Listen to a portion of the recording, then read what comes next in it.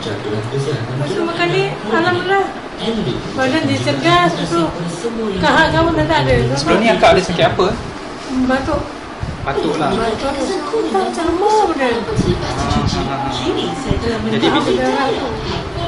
Jadi akak ambil, kakak dulu mula beli ni di mana dulu? Dekat sana mana? Ke Kepo. Dekat Kepo lah. Berapa lama akak ambil untuk akak minum ni akak dapat kesan? Sebulan. Dekat TV lah. Sebulan akak makan ni satu. Lepas tu ada kesan kan. Makan dua. Alhamdulillah terus. Kalau tak ya Allah lemah badan. Kaki pun jalan pun tak lalu betul. Terus alhamdulillah beli ni sebulan 2 kali dia betul dengan alhamdulillah. Batuk mana tak ada, batuk demam malam mana. Alhamdulillah alhamdulillah. Anak-anak yang siapa ni ada.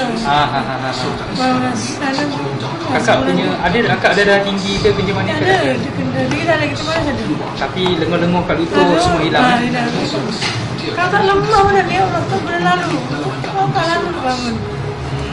Minum ni pagi dia malam.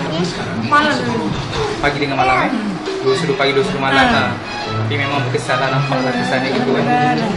Kan nampak kesan. Cari juga tu. Kenapa tak dapat mungkin dah tak jual ke?